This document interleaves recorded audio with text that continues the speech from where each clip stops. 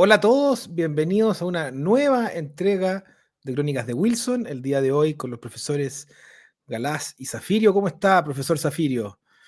Muy bien, pues muy buenas noches en este martes 16 16. de diciembre. Así es. Profesor Galás, ¿cómo está? Muy bien, Vicente. Todo en orden, todo en orden. Muchos saludos para ambos. Muy bien. Bueno, tuvimos hace un par de días la segunda vuelta, donde ya todos sabemos que ganó Cast sin mucha sorpresa, aunque sí con un resultado bastante abultado. Y en función de eso, más que analizar nosotros cómo fue la elección o cómo se puede venir el próximo gobierno, quisimos hacer algo un poco más distinto de lo que se está comentando en general en los medios de comunicación. Y para tratar de entender el ambiente y cómo se está configurando la sociedad en términos electorales a futuro. Así que vamos a tener dos intervenciones hoy día. La primera, el profesor Zafirio nos va a explicar a su juicio cómo podemos entender o cómo podemos explicar este triunfo tan contundente de Kast, si es que hay alguna reconfiguración en el electorado, en qué medida, digamos, estamos hablando del padrón, y si hay, como dicen algunos analistas, un nuevo clivaje, que ya se está hablando mucho de la palabra clivaje, ya están aburriendo con la palabra clivaje. Y después el profesor Galás, en función de lo que exponga el profesor Zafirio, va a proyectar cómo ve él que va a ser o cómo cree él, digamos, que va a ser el comportamiento del electorado a mediano y largo plazo. Si esta nueva reconfiguración, si es que realmente existe o no, cómo se podría comportar en el mediano y largo plazo. Y después, por supuesto, como siempre, las respectivas frases bobas y recomendaciones de libro. Así que, profesor Zafirio, de nuevo, antes de pasarle la palabra, recapitulo, nos va a explicar este triunfo de Kast, si es que hay una reconfiguración en el electorado y si hay, como dicen algunos analistas, un nuevo clivaje. Profesor Zafirio, el escenario es suyo. Ya, muchas gracias, Vicente. Yo conocí a Eduardo Galás a propósito de este tema de los clivajes.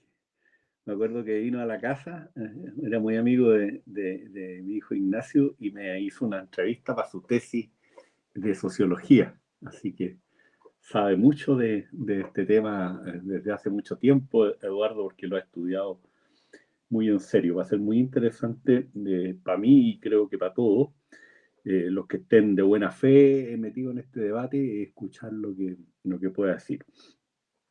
¿Por qué creo yo que ganó Kast? A ver, yo lo escribí hace como 15 días atrás en un PDF y lo publiqué hace una semana atrás y se lo mandé como a 200 personas que me interesa siempre bueno, mandarle lo que escribo, entre los cuales, por supuesto, están ustedes dos y un par de otros muchachos más, amigos de ustedes.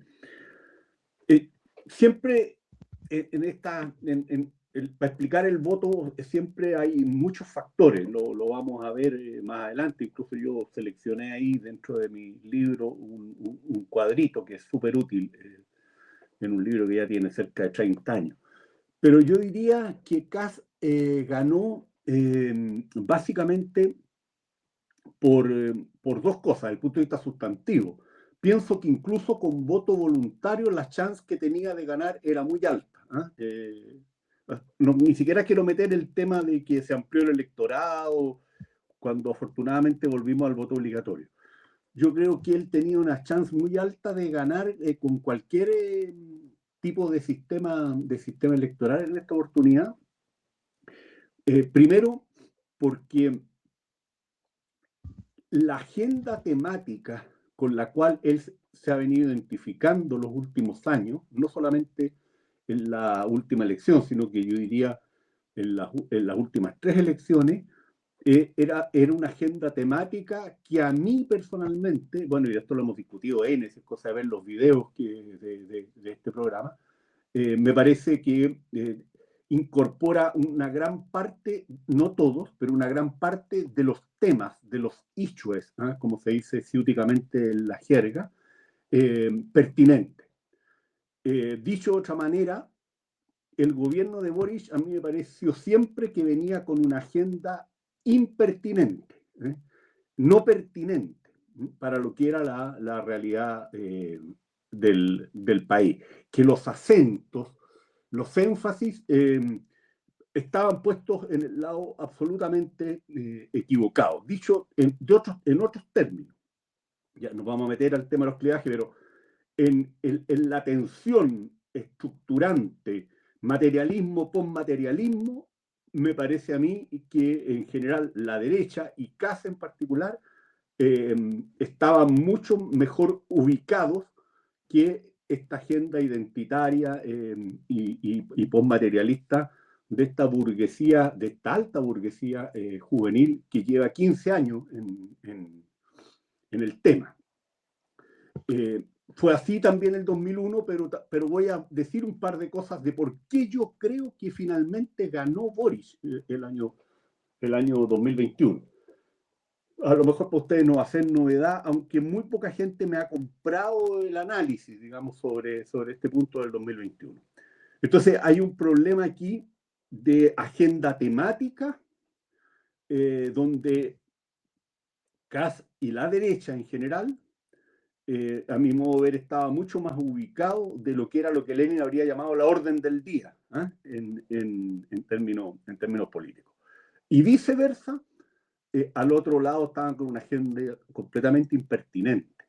No porque ciertas cuestiones identitarias no tengan importancia o porque no haya un segmento para los cuales los temas postmateriales sean convocantes. El punto está en que siempre en política lo decisivo son los énfasis y las identificaciones que tú logras y la credibilidad en torno a los temas. Y en segundo lugar, creo que el gobierno de Boric tiene un voto retrospectivo de castigo muy fuerte y a mi modo de ver muy justo. Creo que al margen del tema de las agendas con las que llegó y de las omisiones que tenía, por lo tanto, en otros temas, y que trataron de llenar a última hora después de la derrota del 2022, pero con baja credibilidad, fue un gobierno que decepcionó. Yo tengo la impresión, lo dije mucho, creo que el único que le hizo sentido esto, o por lo menos el único que me dijo que le hacía sentido, fue Sergio Mico. Yo le dije, mira Sergio, yo creo que este 1 millón de votos que se movilizó en segunda vuelta el 2021 a favor de CAS, puede estar compuesto sin duda, y a mí me consta el caso de alguna gente, ¿no? Pero gente joven de sectores medios altos de este país, que estaban muy asustados con lo que podía pasar, por ejemplo, con las minorías sexuales. Gente que decía, yo tengo amigos que son gays y creo que lo van a pasar pésimo en un gobierno de CAS, porque esto libera pulsiones, digamos, la gente homofóbica se siente en condiciones de poder insultar y a veces hasta golpear. Tenía una agenda espantosamente retrógrada en materia de las mujeres, y eso también le pasó la cuenta. Pero, en mi opinión, eso no explica el grueso de la movilización de segunda vuelta que se produjo, que fue 1 millón de votantes, más si la memoria no me falla. Yo creo que lo que movilizó en esa segunda vuelta a mucha gente fueron dos cosas: que Boris fue visto como la posibilidad de la continuación de los retiros previsionales. Ya llevábamos 3 y que esta fiesta iba a seguir. Y en segundo lugar, en un país que está muy endeudado y donde a la gente ya les cuesta desde hace más de una década mucho llegar a fin de mes, fue visto también como el candidato de los perdonazos. No solo el CAE, yo creo que de los perdonazos en general. Y esto, ustedes lo saben, pues, chiquillos, de los perdonazos es una cuestión potente desde que se inventó la escritura, a lo menos. Pues, o sea, acuérdense del Antiguo Testamento con los jubileos y la condenación de las deudas, pero Solón y los grandes caudillos populistas, democráticos, digamos, en la Grecia clásica, apelaban a esto, a redimir las deudas, sobre todo del pequeño campesino, que era pequeño campesino, pero que era el grueso de la población de esas polis. Y bueno, nada menos que el tristemente célebre Catilina, que era un oligarca romano, se fue contra la República, como sabemos, gracias sobre todo a Cicerón, y una de las demandas que tenía era justamente las condonaciones de deuda. Y eso lo convirtió, fue siempre un caudillo muy popular, y entre otras cosas, como uno se va enterando si lee la historia, este oligarca estaba él personalmente muy endeudado. Entonces, era ganar y ganar la oferta de condonación de deuda. Entonces, yo creo que al final Boric ganó en el diferencial, estoy hablando, por supuesto que hay 4 o 3 millones, no sé, de votos que se movían por otras coordenadas, pero estoy hablando de los plus que hacen la diferencia por esto. Y rápidamente quedó claro que la primera de esas promesas no se iba a cumplir, digamos, porque, bueno, Mario Marcel llegó al gobierno y paró la cosa de los retiros, porque eso fue perverso, ¿no? Ese gobierno, entre paréntesis, cosechó el grueso de la inflación, a la cual habían ayudado a provocar, vía no solo los retiros, sino que la pistola en la cabeza que le pusieron al gobierno de Piñera para que gastara en medio de la pandemia, y cosechó una inflación que a agosto del año 2022, si la memoria no me falla, anualizada era como 14%. Eso, en términos comparados en América Latina, es nada. O sea, Milei hoy día celebra que va a terminar con un 30 y tanto de inflación, pero se desancló una inflación de años en Chile que era un 3%. Entonces, pasar del 3 al 14 es muy... Y eso también le pasó la cuenta, porque le pegó, digamos, rápidamente. Yo tenía esta impresión y la fui corroborando a medida que pasaban los meses, porque Boris empezó a hundir en las encuestas muy rápidamente, muy rápidamente. Más allá de la tesis de los votos prestados, digamos, que efectivo, si él sacó 20 y tanto en primera vuelta y sacó después casi 56 en segunda, fue muy rápido esto. Yo creo que hubo una gran decepción. Entonces, decepcionó al electorado, tenía una agenda impertinente, trataron de subirse ya una vez que estaban políticamente derrotados, después del plebiscito del 2022, a temas obvios, qué sé yo, el control de la violencia en el sur, pero habían debutado no solo con la isquia tratando de llegar con guirnalda a Temucuicui, sino que acuérdense cómo se peleaban los ministros de Boric en los primeros meses por quién hablaba más, o primero con Yaitul, ¿eh? Sí, era una cosa grotesca cuando uno se recuerda.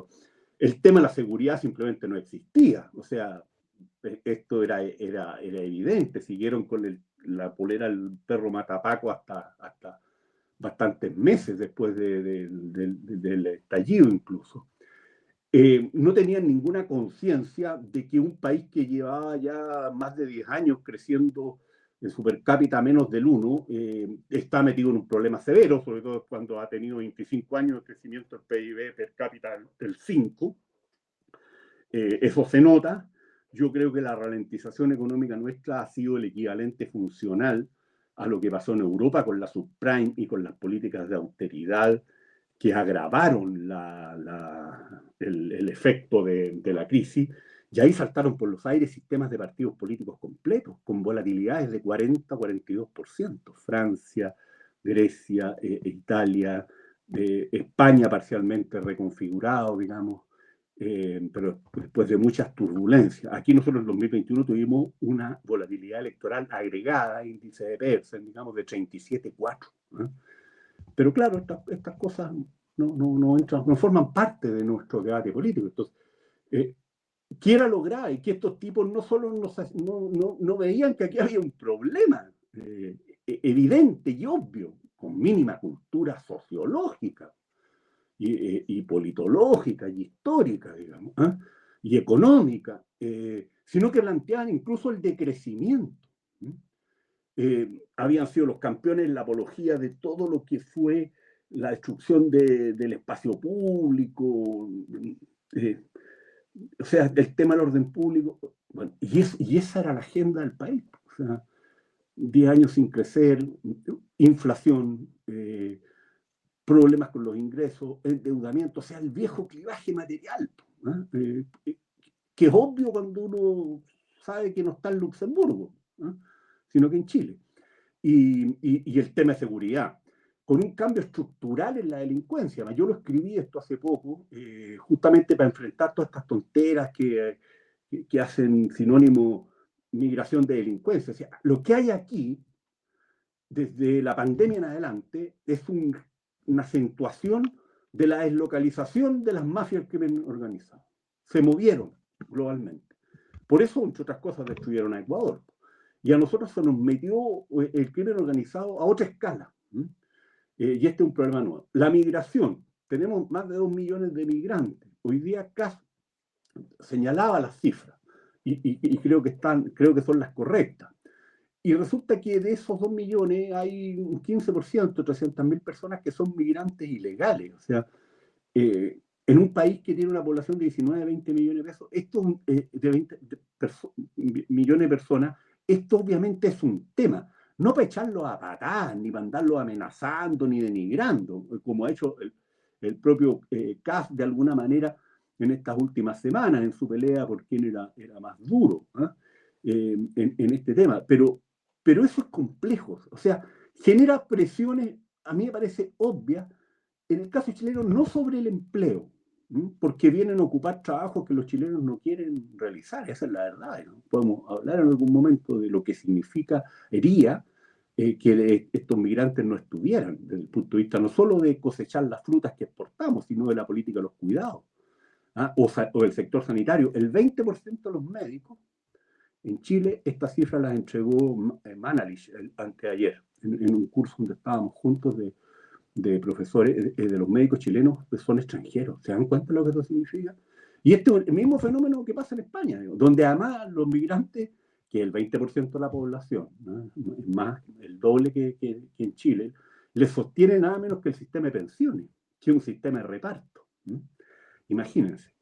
Bueno, entonces, pero estos no eran temas para estos muchachos, de crecimiento, que entre el que quiera, no hay problema que entren legalmente o ilegalmente, el tema de la seguridad no existe, un invento del Mercurio y de Paz Ciudadana, estoy caricaturizando, por supuesto, vamos desprestigiando a la policía, homenaje a la primera línea, al orden público importa nada, meterle 50.000 millones de dólares en gasto a una economía de un per cápita, de un PIB de 300.000 millones no genera ningún problema inflacionario, el desempleo no es tema, la productividad, ¿para qué hablamos de eso? Si ya sería un nivel de sofisticación impensado en medio del simplismo.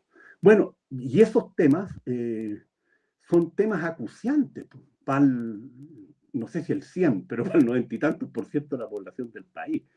Entonces, andar hablando de todes, obsesos con el tema de las identidades sexuales, reivindicando unas presuntas etnias diaguitas, no sé a dónde, digamos, preocupados del cambio climático,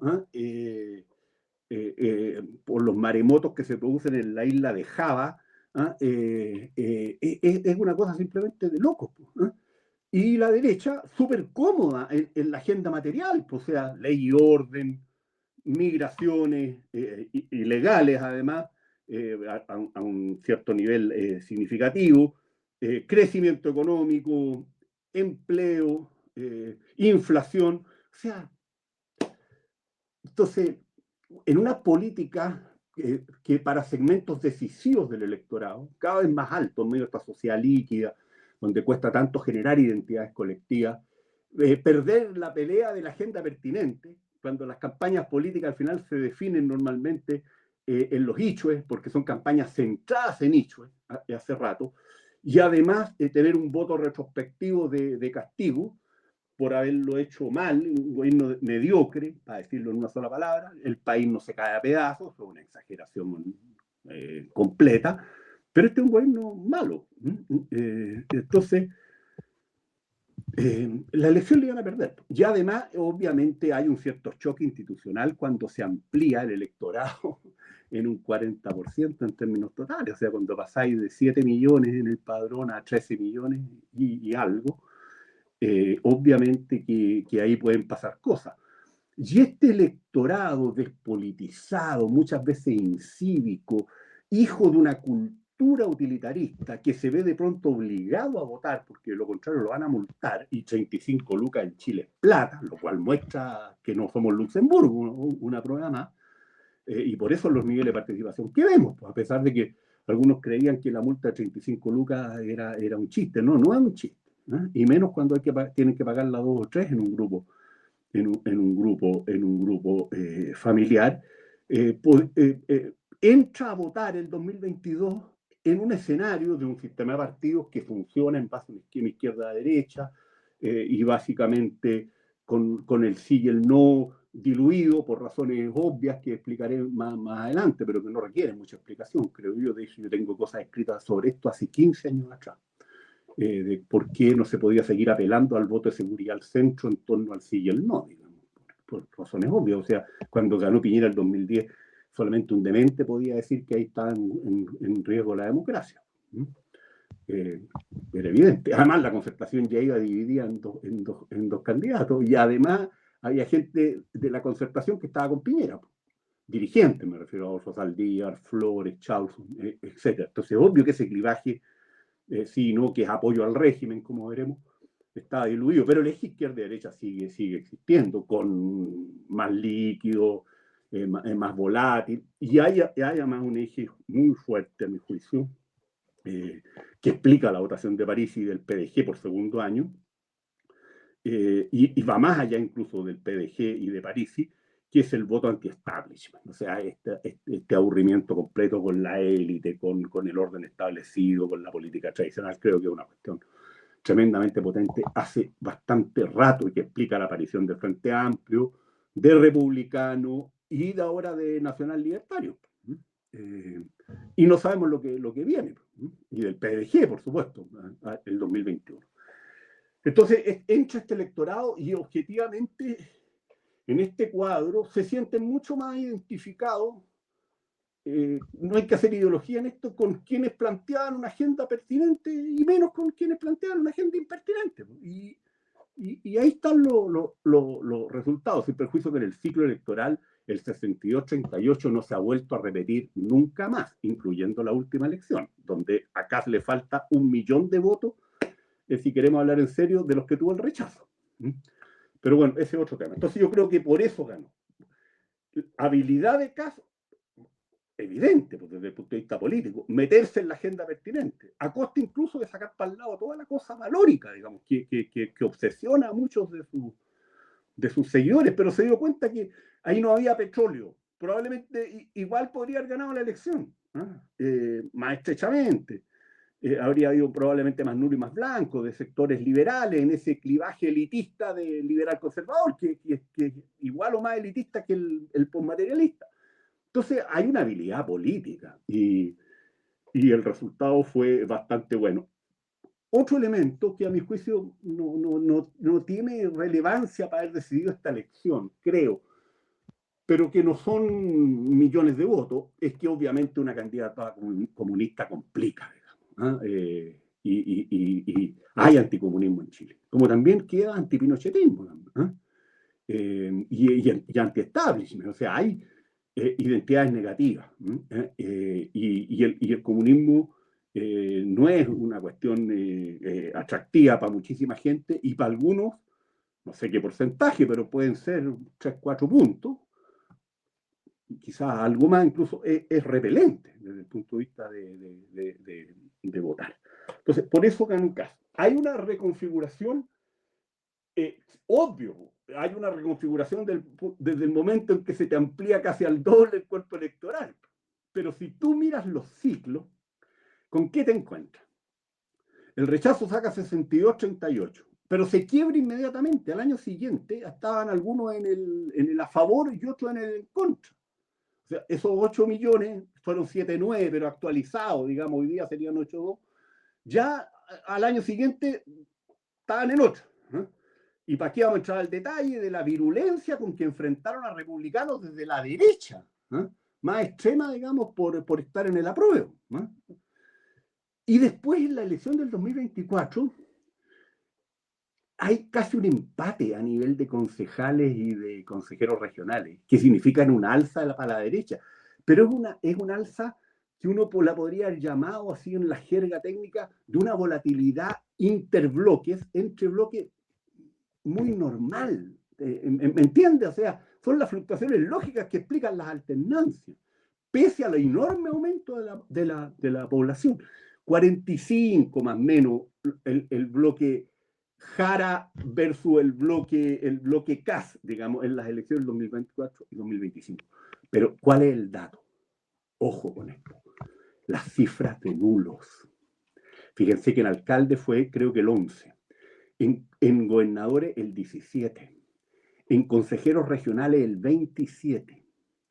Y en concejales, creo que el 21. Y ahora en diputados, ahora, fue más del 20, entre nulos y blancos. Entonces, ojo con el anti-establishment, digamos, para estos que andan entusiasmados encontrando, comillas, clivajes raros.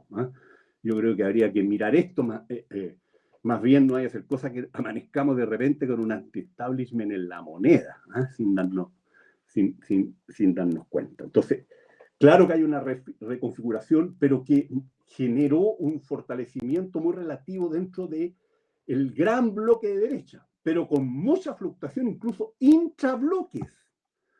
Aquí Chile Vamos, para los que están preocupados de encontrar el futuro y los eventuales clivajes, miren la volatilidad intrabloques. La Concertación, con todos sus problemas, y a pesar de haber sido derrotada 2 veces seguidas, la última en primarias y antes en la presidencial, al igual que la derecha, que ha sido derrotada en 2 veces en la elección presidencial, aguantó el sorpaso por la izquierda radical a nivel parlamentario. Las 2 veces. La derecha no le aguantó la primera en serio, a republicanos, nacional libertarios y social cristianos. Sí, hubo sorpaso en diputados de manera clara, pero miren la cantidad de senadores electos de la derecha, 6 y 6. 6 y 6. Entonces aquí hay volatilidad intrabloque también. De un bloque que además, ayer creo que Kass dijo que no iba a ser un gobierno de coalición, iba a ser un gobierno de colaboración. Ese es un factor bien clave, entre paréntesis, para entender también la discusión sobre los clivajes. Bueno, vamos al tema de los clivajes. A ver, yo quiero decir sobre esto 2 cosas. Esta va a ser la última vez que voy a hablar de este tema, porque ya tengo la experiencia con Sergio Mico cuando nosotros éramos más jóvenes y más bobos, o menos sabios y más imprudentes. Nos compramos un debate estúpido de gente que está tratando de armar negocios políticos y figuración personal, y terminamos escribiendo un libro. Nos reímos mucho de lo estúpidos que fuimos, porque fuimos lo único que nos tomamos en serio esta cuestión. Entonces, esta cosa de los clivajes que hemos escuchado los últimos 15 días es un chiste. Entonces, yo no quiero caer de nuevo en la tontera que caí con los que decían que si no había cambio al tipo de gobierno parlamentario en Chile no iba a haber democracia. Eso era lo que decían a finales de los 80 y de los 90. Bueno, Mico y yo escribimos un libro, tiene como 300 páginas, por ahí está, así de platónicos y de sonsos. Y lo segundo es que yo soy un lector de Carlos Marx. Esto lo estoy haciendo para provocar que se vayan miles de suscriptores de Wilson. Con este acto de provocación demoníaco y satánico que estoy haciendo. Va a ser casi tan grave como si hubiera ganado la Jara el domingo. Pero bueno, yo soy el lector de Marx y aquí tengo uno de los prólogos al Capital. Y Marx, que era un tipo muy vivo, escribió lo siguiente: con los investigadores desinteresados fueron sustituidos por espadachines a sueldo. Y los estudios científicos imparciales dejaron el puesto a la conciencia y los estudios fueron sustituidos por espadachines a sueldo.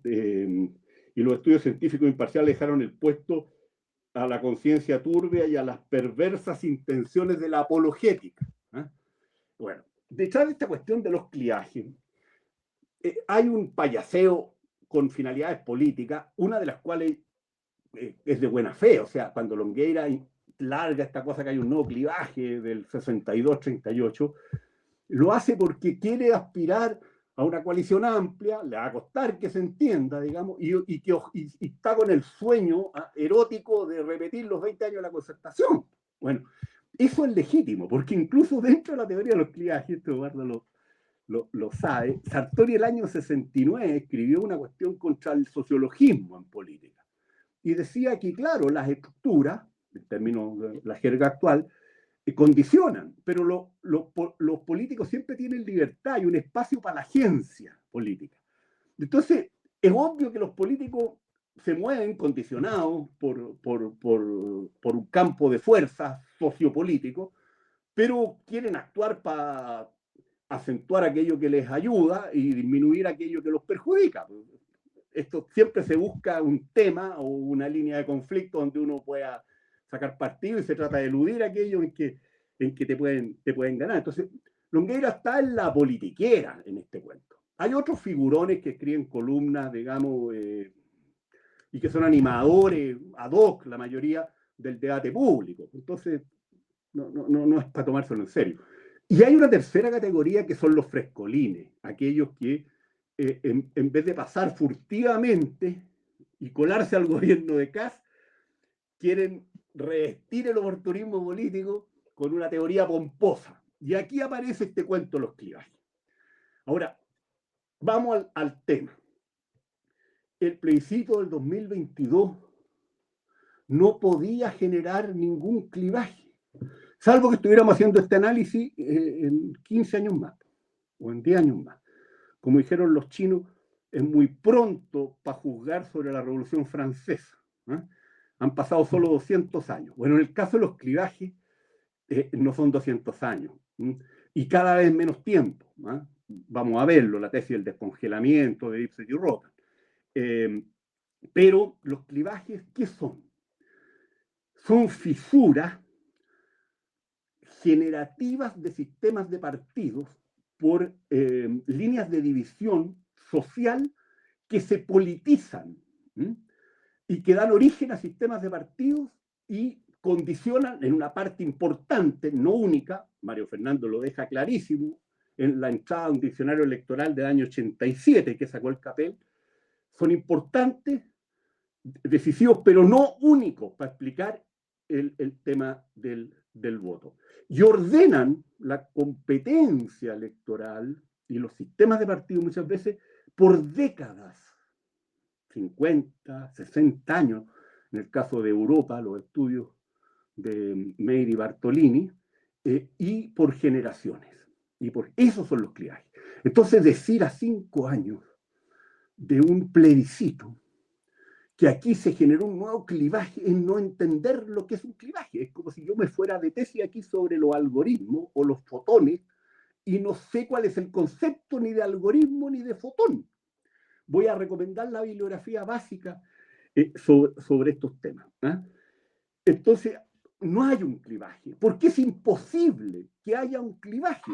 Además, el ciclo electoral, ya lo expliqué, de estos 5 años siquiera, de estas 3 o 4 elecciones posteriores, no muestra esto, incluyendo el resultado del domingo. Acá le falta 1 millón de votos, que están en el nulo en lo grueso, porque la Jara subió solamente 150.000 votos, 4 puntos, pero 150.000 votos en relación al apruebo.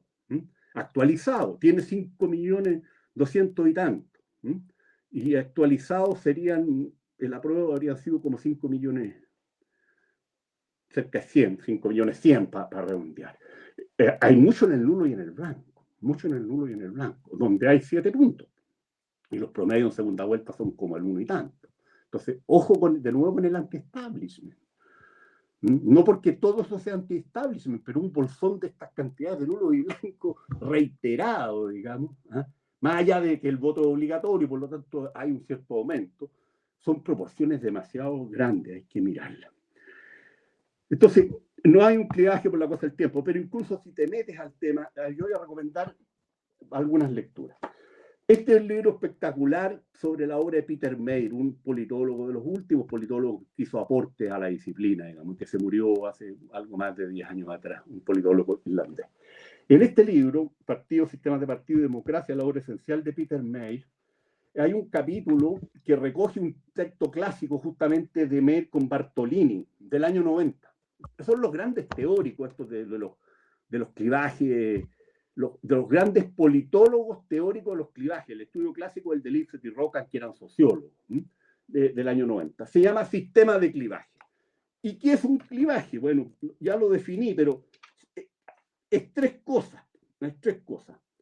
Dicen aquí Bartolini y May, un elemento empírico que identifica el referente del concepto que podemos definir en términos socioestructurales, un elemento normativo, o sea, el conjunto de valores y creencias que provee sentido de identidad y de rol al elemento empírico y refleja la autoconciencia del grupo social involucrado, y un elemento organizacional de comportamiento, o sea, el conjunto de interacciones individuales, instituciones y organizaciones, como los partidos políticos, que se desarrollan como parte del clivaje.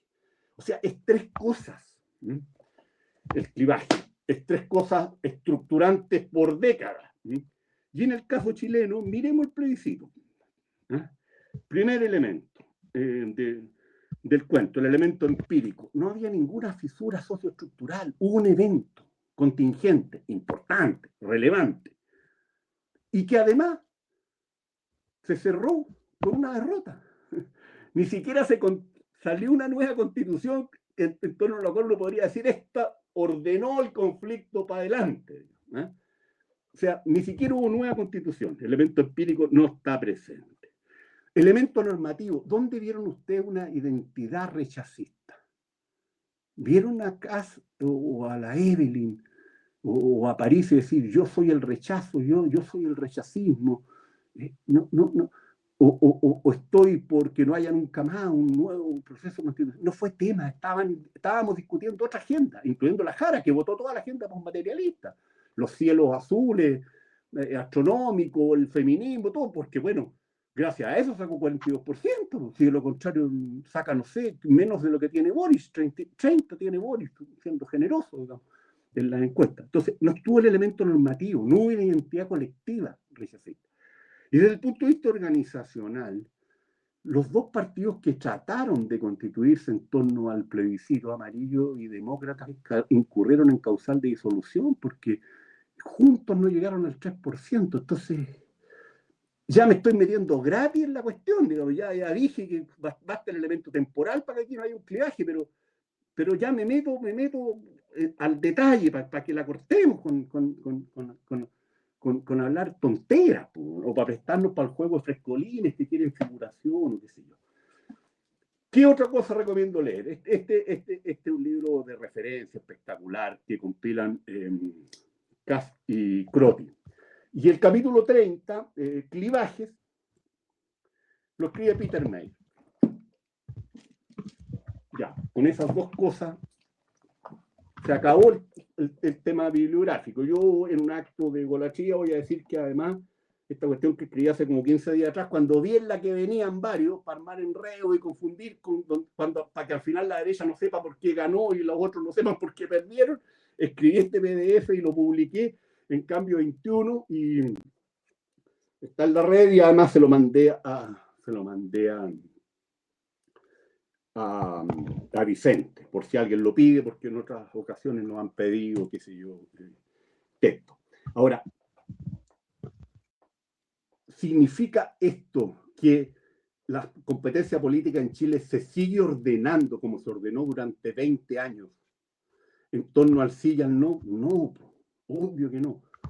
Y además de los datos que ya di, por una razón evidente. Yo esto ya lo había recomendado. En las obras escogidas de Juan José Lins, tomo 4, hay un capítulo que se llama Tiempo y Democracia. Y Lins, 2009, este libro, y Lins escribe, esto lo citamos conmigo en un paper el año 2010 cuando perdimos la elección como Concertación, pero no nos acordamos dónde está, pero yo pillé la cita, la había buscado para un seminario en España donde presenté un paper hace como 45 días atrás. ¿Y qué dice Lins? Solamente en democracias nuevas es posible apelar a un pasado más remoto del gobierno autoritario para tratar de vincular a sus oponentes con dicho pasado. Negativo. Pero con el paso del tiempo, han pasado 35 años, y la incorporación de nuevas generaciones, esa referencia no puede servir para desplazar cuestiones relativas a los contendientes del presente. De hecho, puede percibirse su uso, el intento de levantar esta cosa autoritarismo, democracia, sí, ¿no?, como una referencia irrelevante, manipuladora u orientada a distraer la atención. Con lo cual, el que juega este clivaje, pasado una cierta cantidad de tiempo, cuando ya no hay amenaza de una regresión autoritaria, se arriesga incluso a que le salga el tiro por la culata, de ser visto como estar inventando una cosa.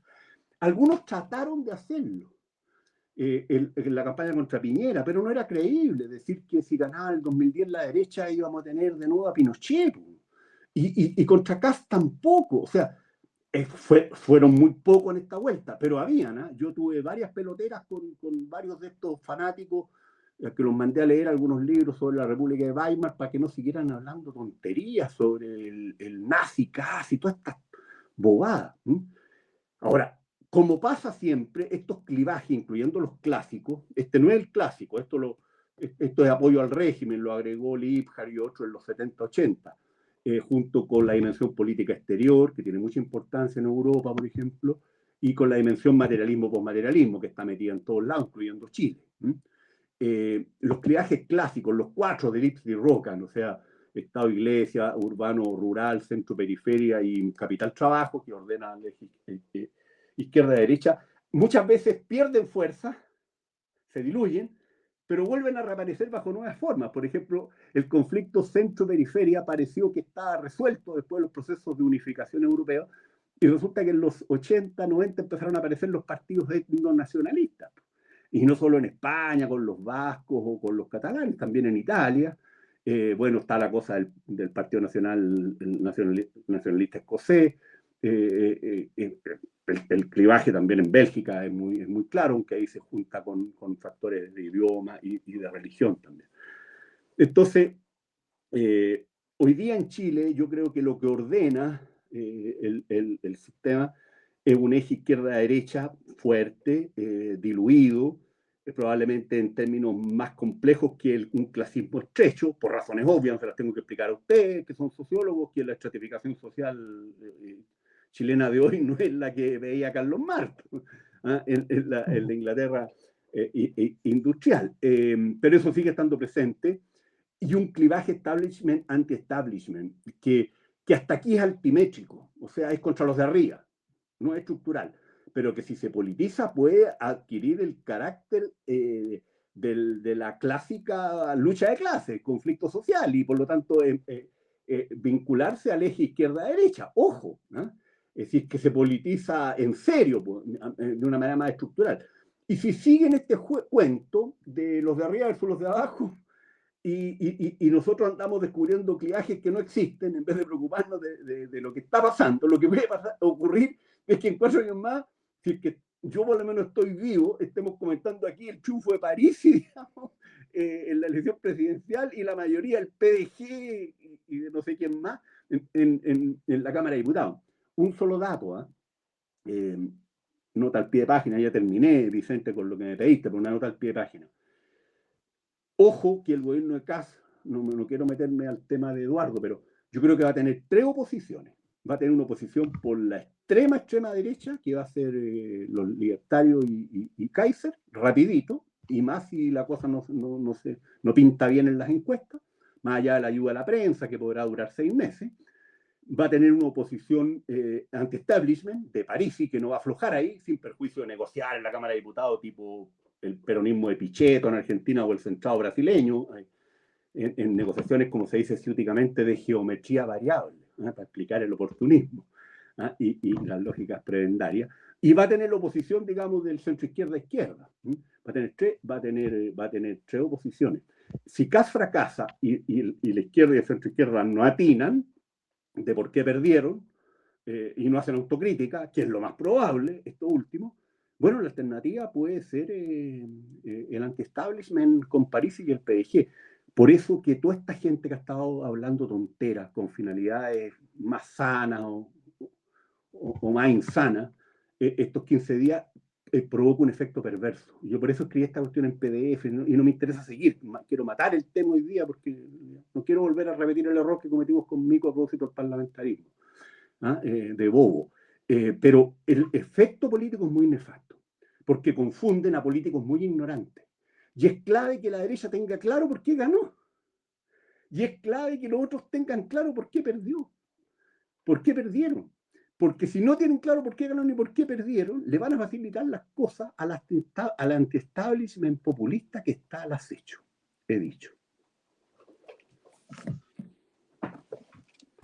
Muchas gracias, profesor Zafirio, por la exposición, queda bastante claro. Bueno, nosotros bueno, Eduardo es académico, digamos, pero yo también en sociología me aprendí lo que era clivaje y me llamaba la atención, digamos, la forma irresponsable que se ocupa hoy día, está como de moda el término. Y sí, pues, toda la razón. Yo creo que también ahí en los datos, no sé si no daba clivaje probablemente, pero te lo comentaba Eduardo Zafirio, creo que ayer o anteayer, no recuerdo, la diferencia cada vez más marcada que se ve entre, por geografía, o sea, en el fondo, Campo-ciudad. campo-ciudad está... Sí. Lo rural entendido como pueblos pequeños versus las grandes urbes. Eso también lo hemos comentado mucho acá. Claro, porque los clivajes clásicos aparecen o reaparecen a veces de manera distinta. Por ejemplo, el conflicto Estado-Iglesia no se va a repetir en los términos del siglo XIX, pero hay debates, comillas, valóricos donde está detrás eso. Nos alineamos en función de nuestra distancia o lejanía frente a la posición de la doctrina social de la Iglesia frente a determinados temas. Y lo mismo puede pasar con el conflicto centro-periferia. O sea, hablábamos la otra vez de que para mucha gente incluso esto tiene un elemento cultural. O sea, cuando tu entretención y tu vida lúdica es el rodeo, que de Ñuñoa te lo quieran prohibir es una cuestión complicada, digamos. No, y hoy día uno ve una... Sí, ese tema está, digamos. La derecha está muy fuerte de Rancagua a Puerto Montt. Fuertísima. Yo estaba escuchando la Bio y sale en el fondo, bueno, después salieron los datos generales y uno cada vez se encuentra más con regiones que sobrepasan el 60% para la derecha con mucha tranquilidad. Yo escuchaba mesa, de repente tiraban una mesa, no sé, estoy inventando, Maipú o Ñuñoa, no sé, y uno veía más o menos que estaban ahí, no sé, 200 votos para acá, 230 o 180 para la Jara, qué sé yo, más o menos, pero después uno iba a escuchar, no sé, mesa en Los Ángeles y era como 260 para Cast y 40 votos para Jara, una cosa que era una paliza así, pero impresionante, números que parecían como del Villa María o del Verbo Divino, digamos, no de Los Ángeles. Entonces, llamaba la atención. Pero bueno, y ahora el profesor Galás, ahora nos va a hablar de futuro, Yo entiendo que el profesor Galás tiene también una mirada similar a lo que comentó Zafirio ahora. Entonces, en función de eso, ¿cómo podemos proyectar este electorado a mediano y largo plazo, Eduardo? ¿Qué nos podemos esperar? ¿Hay alguno que creen que esto se puede prolongar así por mucho tiempo? Como que, así como en términos súper jerga chilena, oye, como que ahora el electorado es momio, digamos, cambió, digamos, porque llegaron venezolanos y el voto obligado y bla, bla, bla. Pero, ¿qué podemos esperar a futuro?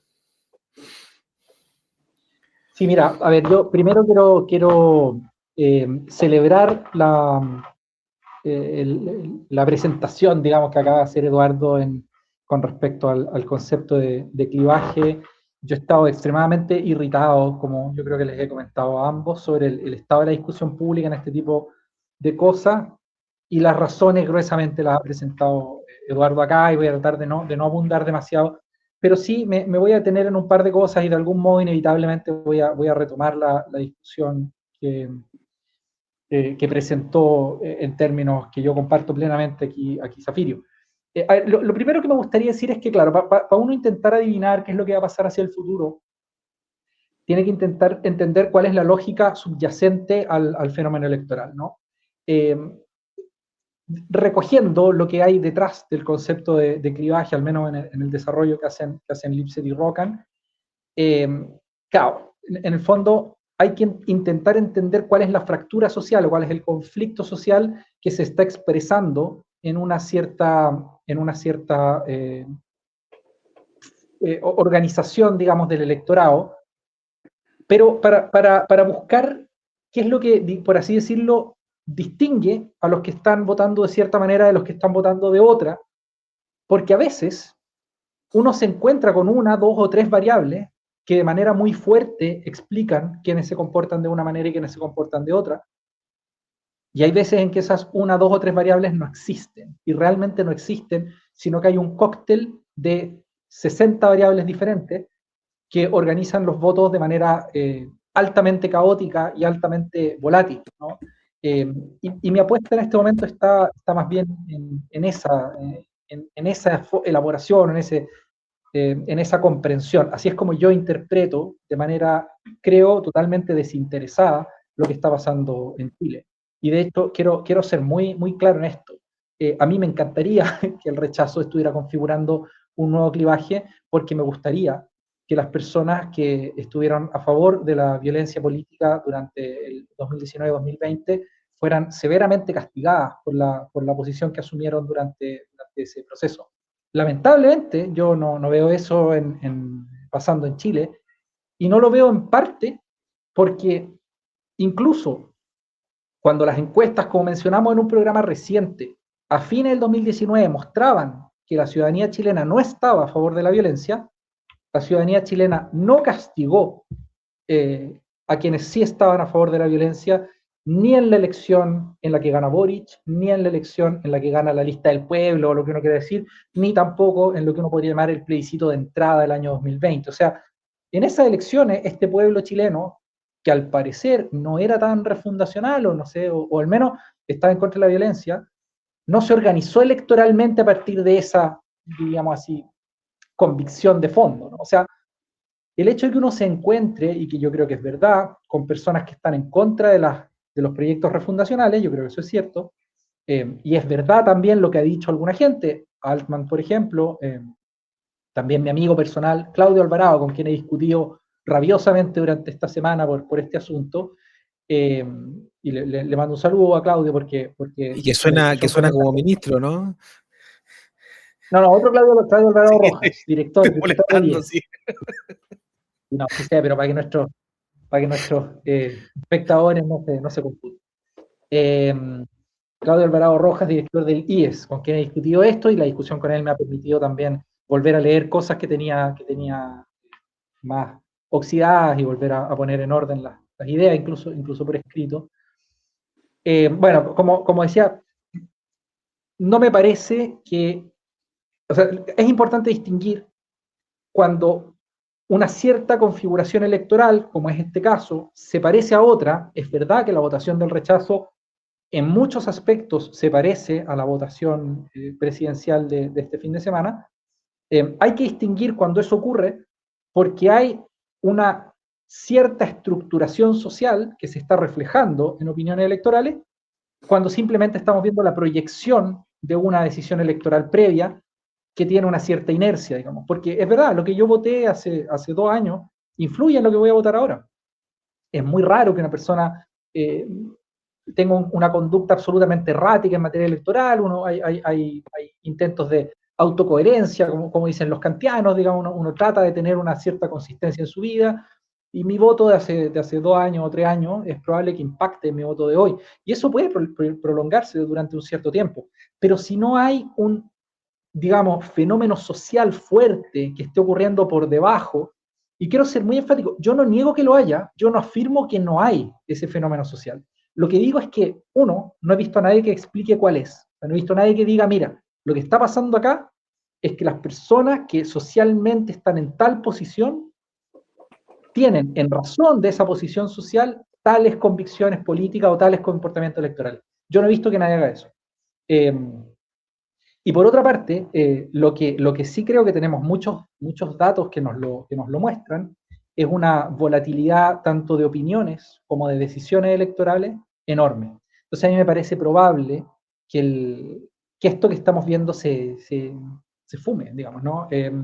Y lo digo, como digo, no de manera interesada, porque a mí me gustaría que no se fumara tan rápido, pero así como Zafiro nos decía al final de su intervención que podríamos tener como próximo presidente a Franco Parisi, en cierto, digamos, hay cierta trayectoria pensable del país en que eso va a ocurrir, no es descartable en absoluto. Yo tampoco considero en absoluto descartable que el próximo presidente sea, por ejemplo, Bogdanovich, que sea, por ejemplo, incluso diría la Camila Vallejo. No me parece para nada descartable, porque no sabemos lo que va a ser el clima de opinión pública de Chile el año 2027, cuando José Antonio Kast lleve 2 años de gobierno, y no tenemos idea de cuáles van a haber sido ni los hitos de fondo en términos de indicadores del gobierno en materia de seguridad, migración, etcétera, ni los hitos comunicacionales de este ciclo político que comenzó, podríamos decir, este domingo. No sabemos lo que va a pasar, ¿no? Y hay también mundos imaginables en que la popularidad de Kast se desmorona, en que la oposición empieza a crecer, en que el relato público empieza a cambiar. En fin, no tenemos idea. Digo. No es que esté apostando que va a pasar eso. Digo, no tenemos idea. Quisiera aventurar algunas posibles respuestas a qué es lo que hay de fondo. Podría haber cosas. Podría haber lo que decía Vicente ahora al final, una distinción capital-provincias, por ejemplo, que por supuesto no va a explicar todo, pero puede que esté explicando algo, digamos, algo relevante. Puede que haya un bolsón importante de votos que se explica por ese eje, sobre todo porque esto es un dato muy significativo. En Santiago, la diferencia, digamos, la diferencia entre Kast y la Janet Jara son solo 10 puntos, ¿no? Lo que significa que en regiones, fuera de Santiago, ¿no? Fuera de la región metropolitana, esa diferencia tiene que contrabalancear hasta llegar a los 16, digamos que, 16 puntos, o algo así que vimos en la elección reciente, ¿no? O algo por el estilo. O sea, tenemos acá una diferencia de más de 20 puntos, ¿no? en regiones. O sea, más del doble de diferencia en regiones que en Santiago. Ahí hay algo que mirar, digamos. No es que entendamos bien por qué las regiones están votando tan por la derecha, digamos. No lo entendemos eso, no lo sabemos. Pero ahí hay algo pasando y podría haber algo ahí. Yo creo que podría haberse desencadenado un clivaje religioso, digamos. Es posible, por ejemplo, que el mundo evangélico pentecostal haya al fin cuajado en una identidad, digamos, con una salida política. Yo no lo sé, digamos, o sea, podría ser así. No es que esté explicando el voto a través de estos argumentos, digo, este es el tipo de cosas que habría que mirar. Es posible que ese 18, 20% de población evangélica esté marcadamente votando por José Antonio Kast o votando en contra de la izquierda chilena, dado como un modo de castigo, tal vez, a la deriva de 10 años, digamos, de identidad woke, con toda la bancarrota normativa que eso supuso en el mundo de izquierda, digamos, que una cosa que hemos comentado aquí antes, ¿no? Podría incluso haber una influencia del voto antisocialismo de los migrantes venezolanos, otra cosa que hemos conversado, que son fenómenos nuevos que podrían estar explicando cosas. Bueno, no sabemos, ¿no? No sabemos. En todo caso, es muy importante distinguir, o a mí me gustaría distinguir, entre lo que uno podría llamar la rearticulación de fuerzas políticas, algo que definitivamente está ocurriendo, o sea, definitivamente estamos viendo una rearticulación de las fuerzas políticas, uno podría decir, después del plebiscito constitucional o de los procesos constitucionales, porque eso tiene que ver con una alianza entre dirigencias, y eso sí, claramente está pasando. Otra cosa es afirmar que se esté reconfigurando la base social del voto, ¿no?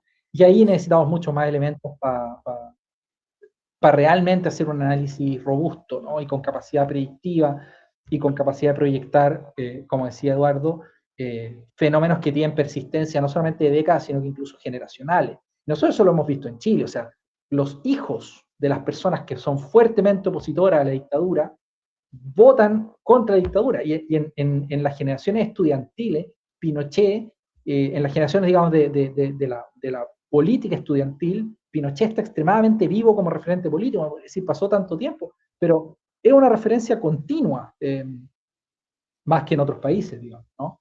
Que han tenido historias parecidas.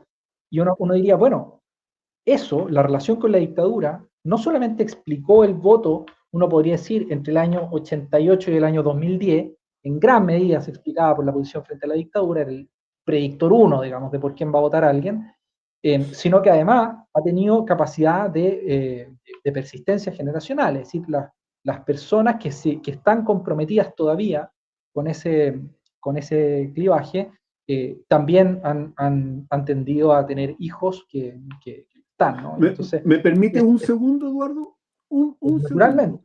Pero a pesar de eso, el año 2000 o 99 estuvimos a punto de perder la elección con Lavín. Claro, en efecto. Efectivamente.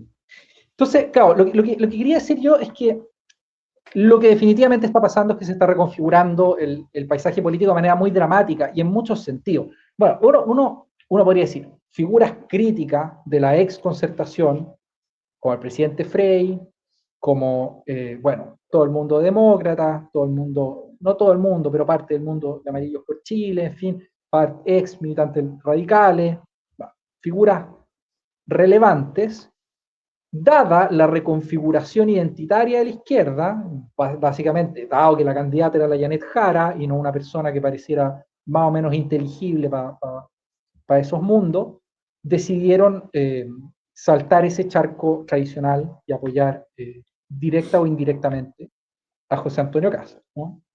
Y eso sin duda es una reconfiguración política. Ahora, probablemente más importante que esa reconfiguración política que estamos viendo ahora, yo creo que más importante que esa quizás sea más importante para definir una elección o dos, ¿no?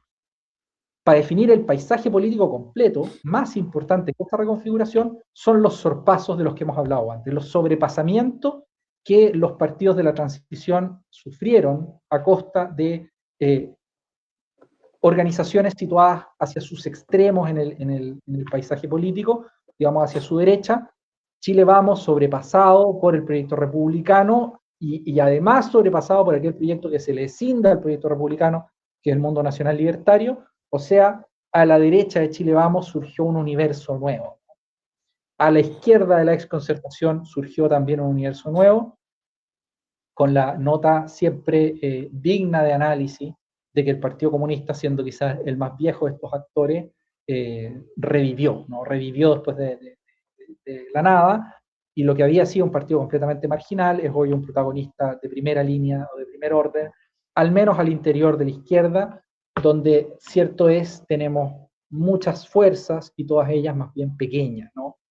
Más bien pequeñas, quiero decir, en el sentido de que tienen alrededor del 5% del electorado, el Partido Comunista, el Frente Amplio, el Partido Socialista, la Democracia Cristiana, son todas fuerzas que sobreviven, pero que tienen que están ahí, digamos, cerca de la desaparición electoral, o al menos en riesgo de que eso ocurra.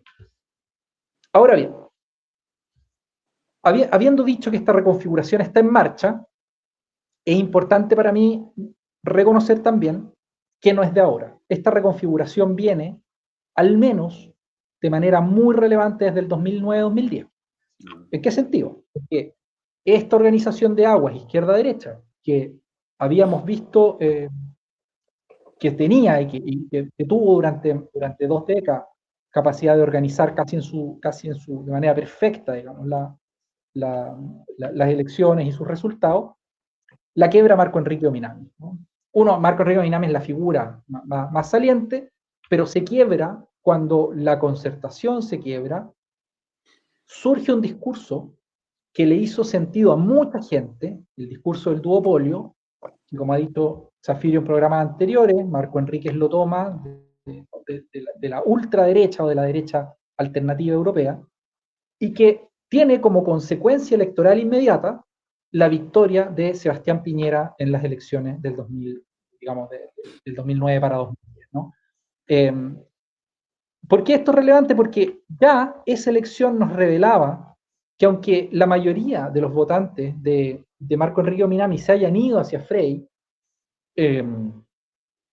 no fue un electorado ese suficientemente orgánico como para hacer un traslado que le habría permitido a Frey, si es que esos hubieran sido, digámoslo así, votos de la ex concertación en un sentido puro, ganar nuevamente la elección, ¿no?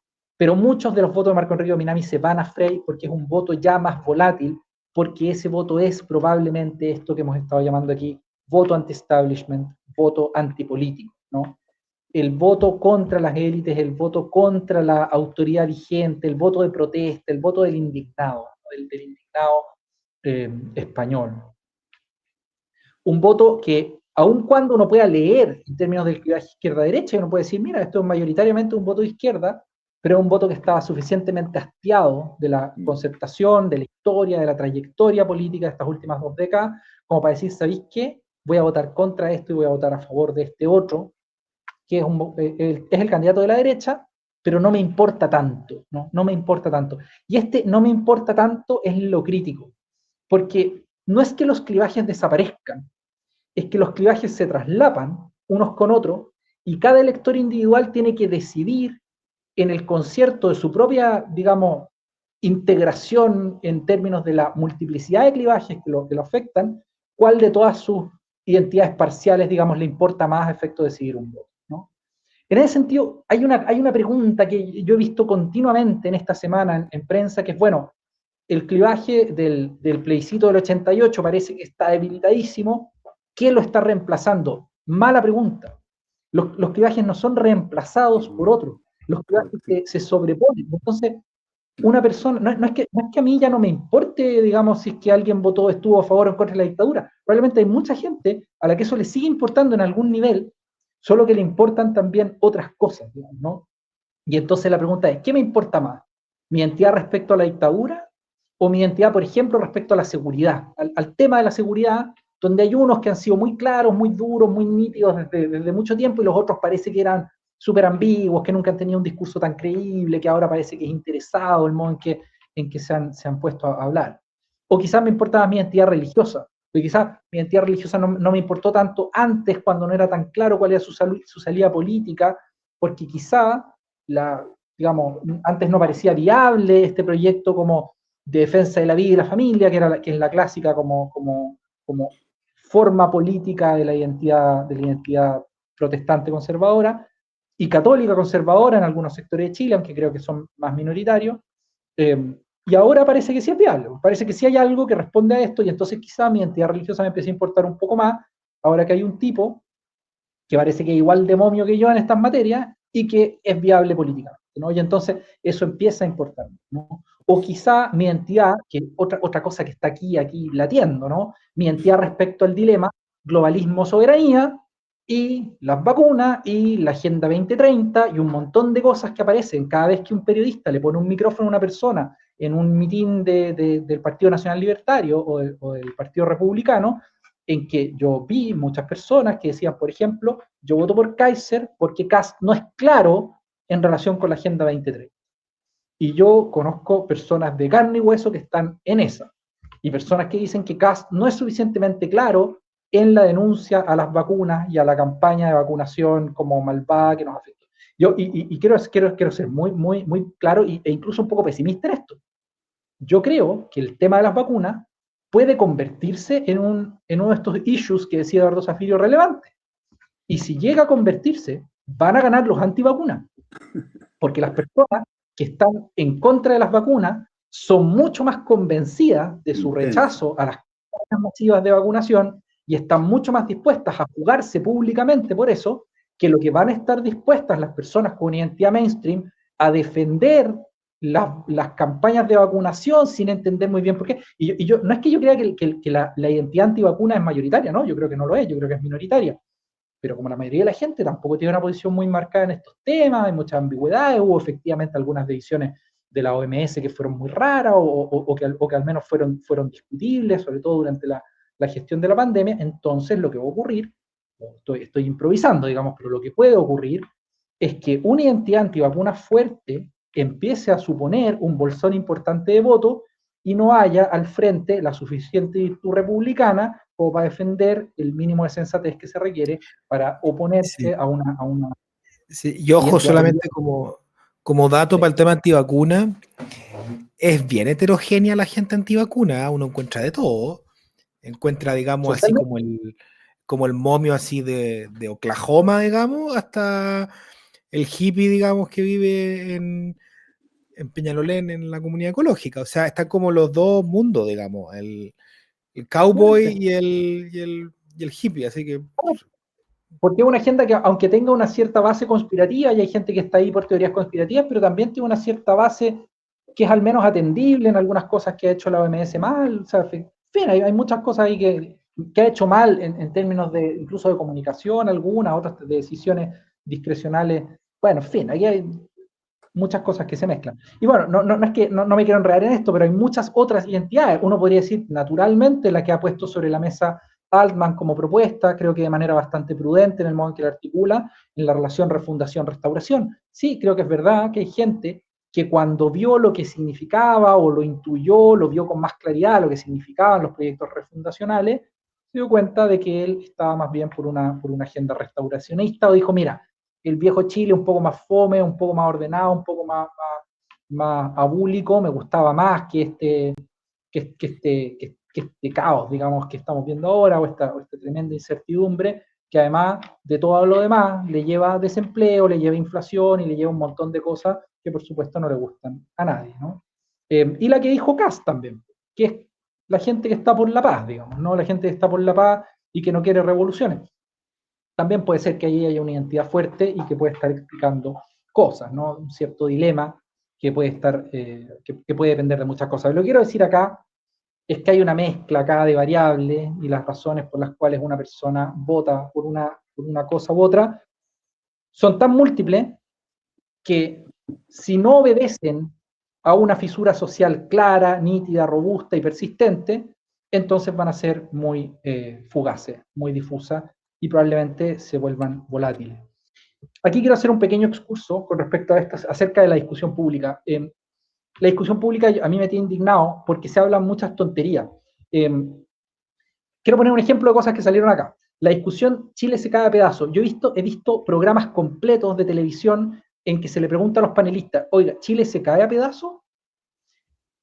La pregunta es una estupidez, es como estas preguntas de estos debates del canal del fútbol cuando le pregunta a la gente si tal futbolista es ídolo o es crack, digamos, ¿no? Y nunca se define qué significa ser ídolo, qué significa ser crack, nada, solo una discusión con palos de ciego en que uno dice, no, pues es ídolo, y el otro dice, no, pues si es crack, y ya. A mí esas discusiones que creo que uno se estupidiza mientras las ve, me pasa lo mismo con la cuestión del Chile se cae a pedazo, porque es una frase que no significa nada. Entonces, si uno no operacionaliza qué es lo que llamamos caerse a pedazo, entonces uno dice, sí, Chile se cae a pedazo y empezamos a nombrar ciertos problemas que son reales, o dice, no, Chile no se cae a pedazo y te empieza a nombrar indicadores estables que también son reales y estamos hablando de cualquier tontería.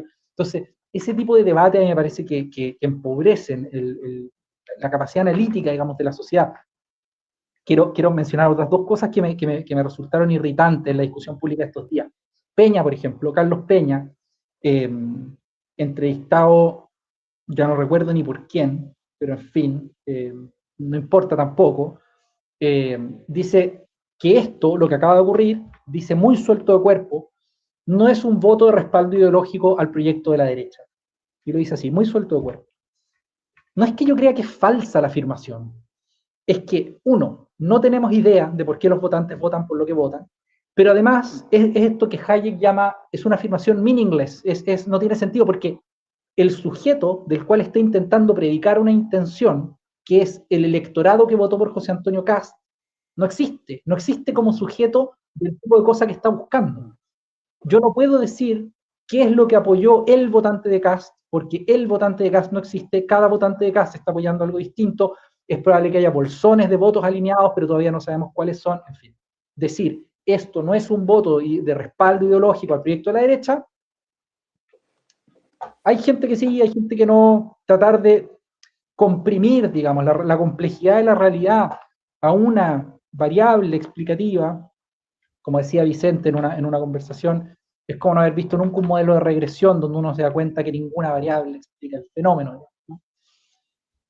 Otra cosa de la misma índole, Pepe Out, en Tolerancia Cero, se tira esta tesis y se la presenta a Rodrigo Álvarez, que además se la come. Le dice, Hack es el candidato con más votos ajenos de la historia, dice.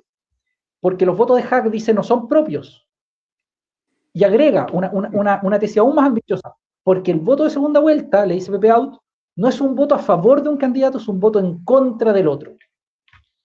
De nuevo, eso es meaningless, o sea, meaningless no tiene sentido. ¿Por qué no tiene sentido? Porque la gente en segunda vuelta vota por motivos diversos. Pero además quiero agregar otra cuestión. A mí me parece que esta reflexión es doblemente impertinente. No existen los votos prestados, porque no existen los votos propios. Porque Kast tampoco es dueño de sus votos de primera vuelta, esos votos se le pueden escapar en cualquier momento, porque el propio Kast no sabe bien quiénes votarán por él. Serán propios los votos de las 500, 1000, 2000, 5000 personas que conforman su círculo, digamos, de confianza, más íntimo, más nuclear. El grueso de los votos de José Antonio Kast, de primera y de segunda vuelta, irrelevante, no son propios ni ajenos, son votos que aparecieron y que se pueden ir por otro lado en cualquier momento. Y es impertinente por otro motivo. Es que además, solo es relevante la dinámica del voto prestado, lo que se llama, digamos, en la discusión pública, voto prestado, cuando la persona que vota por mí como un mal menor, o sea, con una adhesión muy débil.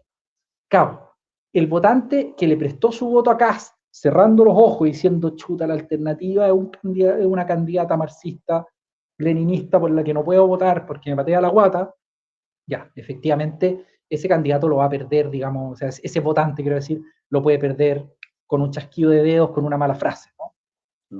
Pero ese 15% de los votantes de Kaiser que estaban celebrando, digamos, la noche del domingo, con el mismo fervor con el que habrían celebrado si hubiera ganado el suyo, porque probablemente para muchos de ellos la decisión entre Kast y Kaiser era bastante indiferente, o sea, iban a votar por uno o por el otro, les gustaban más o menos igual los dos. Muchos de esos votantes de Kaiser seguramente votaron por Kast en las elecciones anteriores. Yo conozco varios así, o sea, personas que venían votando por Kast, ahora votaron por Kaiser, en segundo votaron por Kast felices. En fin, o sea, tampoco es relevante a efecto de decir, mira, como Kast sacó esta cantidad de votos en primera y este en segunda, entonces este número de millones de votos no son suyos. Tonterías. Tonterías en el sentido de intentar explicar más que lo que es explicable, intentar comprimir la realidad más allá de lo razonable. Y quiero cerrar mi análisis ahora sí en más prospectiva, porque me estoy entrampando en muchas cosas, mencionando dos monstruos que hay debajo de la alfombra y que han sido mencionados de manera más o menos esporádica en la discusión pública y prestándoles más o menos atención. Primero, el efecto del voto obligatorio, ¿ya?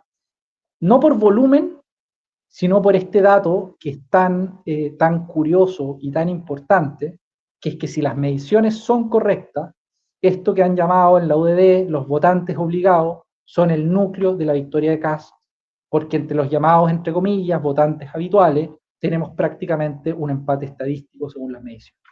Si es verdad esa medición, si es verdad, digamos, que los votantes habituales están distribuidos casi 50-50, pero que en cambio entre estos llamados votantes obligados, o sea, gente que solo vota porque hay voto obligatorio, se distribuye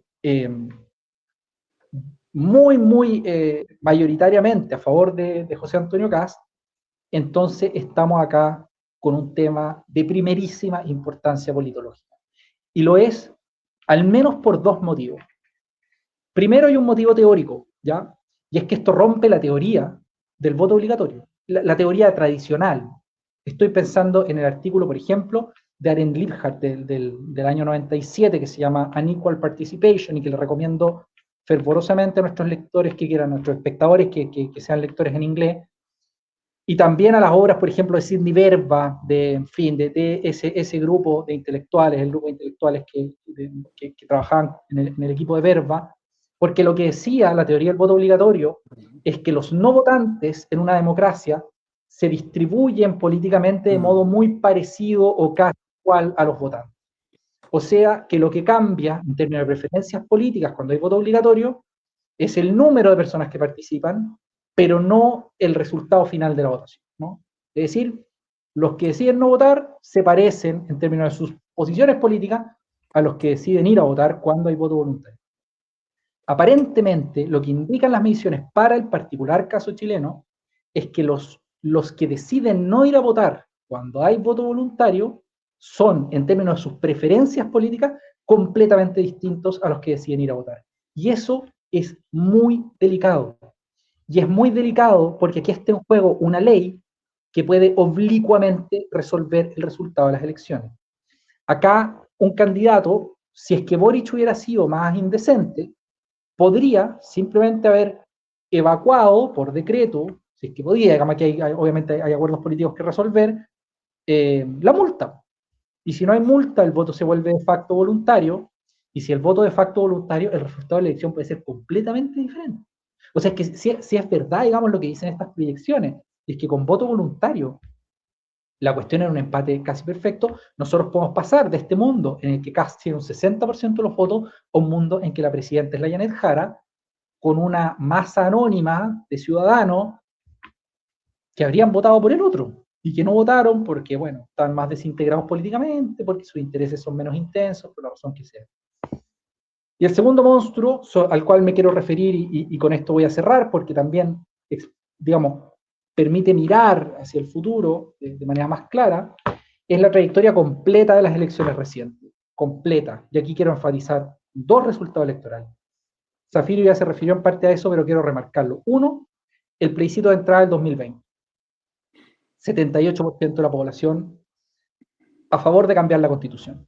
Este es el mismo Chile, es el mismo Chile en el que estamos acá. Un Chile que, así como rechazó eso que se llamó el mamarracho, y después el segundo, el del facho racho, no sé cómo lo llamaban, también votó en contra de la Constitución de Guzmán. Y esto es muy importante para mí como ser honesto con respecto a esto, ser honesto, porque se han leído los dos plebiscitos constituyentes como respaldos implícitos a la Constitución vigente. Pero cuando la Constitución vigente salió al pizarrón, digamos, y dijo, ya, ok, yo también quiero participar, les gusto o no les gusto, el 78% del electorado decidió que la quería cambiar. Voto anti lo que hay, anti las tres cosas que se le mostraron, ¿no? Y lo otro, por supuesto, es el a favor versus en contra del año 2023, donde el 55% del electorado vota en contra de la propuesta que le hizo, uno podría decir, mayoritariamente esa convención dirigida por el Partido Republicano. A Kast no se le cobró eso, pero si el clivaje del rechazo tuviera la fuerza que se supone que tiene, digamos, no quiero volver sobre lo anterior, pero ya había existido esta articulación del rechazo. Y entre la articulación del rechazo y la votación que da como presidente a Kast, hay entre medio una votación que Kast pierde sacando un 45% de los votos, y yo estoy convencido, aunque no tengo por supuesto prueba, de que gran parte de los que votan en contra de él son los que lo apoyan ahora. O sea, quiero decir, eran votantes de derecha, son personas que rechazaron ese documento por la derecha, no solo por la izquierda, y baste decir que la Tere Marinovich, digamos, Johannes Kaiser mismo, y muchos otros actores de ese perfil, bueno, Hermógenes Pérez de Arce y otras figuras más o menos pintorescas de la arena pública, estaban a favor del en contra, ¿no? Estaban inclinados por el en contra. Entonces, lo que uno aprecia en estas elecciones es sobre todo un anti-establishment, anti-política, anti. Y ojo, desde el 2006 en adelante que tenemos Bachelet-Piñera, Boric-Cast, o sea, alternancia perfecta, eso sí se ha dicho mucho en la prensa, eso me parece bien. Yo agregaría además que uno podría decir que Piñera, el plebiscito que tuvo lo perdió, con una popularidad bajísima, Boric, el plebiscito que tuvo también lo perdió, o sea, es verdad que Piñera dijo que estaba a favor de cambiar la Constitución, digamos, pero es un plebiscito que pierde la derecha, más allá de que Piñera haya hecho lo que haya querido. Entonces, yo diría, a mí lo que más me persuade para explicar de manera general lo que estamos viviendo, es que el electorado chileno, la ciudadanía chilena, está muy hastiada del establishment político y que vota en general en contra de todo lo que tiene al frente como mainstream, ¿no? Y Zafirio decía al final que se nos puede venir en unos años más el triunfo de Parisi, y yo querría agregar otros nombres, porque así como está puede ser la Pamela Giles, ¿no? Y puede ser Dr. File. El Partido de la Gente, y yo quiero enfatizarlo, tiene tres figuras que son potencialmente presidenciables y que no son en abstracto peores que Parisi. La Pamela Giles yo creo que podría ser una bomba en términos electorales, una bomba. Y es más anti-establishment que Parisi. La Pamela Giles puede romperle el partido a Parisi por dentro, ¿no? Ella puede seguir jugando y es más inteligente que él, es más aguda que él, posiblemente sea más carismática que él, ¿no? Y Dr. File es otra figura que, además de ser un tipo físicamente muy encachado, es un gallo articulado intelectualmente, abraza todas las teorías conspiracionistas, es culto en su modo de hablar, y ha dicho públicamente que quiere ser el próximo presidente, tiene un doctorado, yo me leí gran parte de su tesis de doctorado, interesante, por cierto, interesante, aunque un poco loca, pero interesante. En fin, y puede ser también un Pedro Pool, digamos, ¿no? Yo aquí no descarto nada, porque cuando hay estos niveles de volubilidad, empalmar con las opiniones populares tiene mucho de fortuna, y yo diría que el triunfo de Kast tiene mucho de fortuna. Entonces, en el modo en que esto vaya derivando, uno, yo quiero decir, y aquí me disculpo, don Vicente, por haber hablado más de lo que determina el futuro que del futuro mismo, yo no me atrevo a predecir nada. No me atrevo a predecir nada. Yo creo que estas son las claves hermenéuticas para pensar en el Chile del futuro, pero ¿qué es lo que va a pasar realmente? Yo no me atrevo a decir nada. O sea, y si yo tuviera que apostar ahora, aunque le deseo bien a este gobierno, me parece improbable que logre digamos, renovarse en el poder, o sea, ganar 2 elecciones consecutivas. Y si lo hace, ahí sí vamos a estar hablando de otra cosa. Si este gobierno gana 2 elecciones presidenciales consecutivas, ahí sí estamos hablando de otro paisaje político y ahí las claves para analizarlo van a tener que ser otras. De momento, yo me quedo con la insoportable volubilidad de la esfera pública. Once again. Yo te sumo, Eduardo, bueno, muchas gracias también por el análisis, los dos muy completos, la verdad, excelente. Te sumo un perfil que es un perfil que no existe hoy día en Chile, pero que puede pegar fuerte, y es un perfil de izquierda, pero de mano dura. Como que Duque, que ¿cómo se llama? Duterte, es como algo así como, en el fondo, un perfil como un modelo chino. Oye, ¿sabéis qué? Vamos, chao la ISAPRE, chao la AFP, modelo estatista, pero vamos a cortarle la cabeza a todos los narcotraficantes. Algo de ese estilo, que hoy día no existe porque la izquierda hoy día está en otra parada, digamos, muy, como decía Eduardo, muy postmaterialista y qué sé yo. No pega, pero en el fondo un profesor Artés con esteroides, digamos, con un poco más renovado, podría aprender. Oye, yo había quedado de mostrar un mono, que ese cuadro que muestra como la complejidad de Tenéis los que tirarlo un factores poco más hacia al centro, Eduardo. los factores que influyen, ustedes me dicen, en el comportamiento No, electoral. estáis mostrando como justo como donde se dividen las dos páginas. Al otro lado, al otro lado. ¿Ahí? Sí, un poquito más arriba. Por ahí un poco más, sí. No, lo que importa es que vean la cantidad de factores que están detrás Sí, del voto. Está en un libro de Jorge Benedicto y María Luz Morán, Sociedad y Política, temas de sociología política. Ese es el libro. Y es las nuevas e inciertas bases sociales de la política. Ese es el título, Eduardo. Año 96. Sí, pues. Oye, y a lo que decía un Vicente. comentario sobre lo de Peña. Es cierto que no necesariamente hay una identidad ideológica de derecha, pero lo que debiera decir se también, y que los otros vieran, es que en la agenda pertinente, la derecha no solo está mucho mejor parada, sino que hasta hace 5 meses ninguno de los temas se los tomaban siquiera mínimamente en serio al otro lado.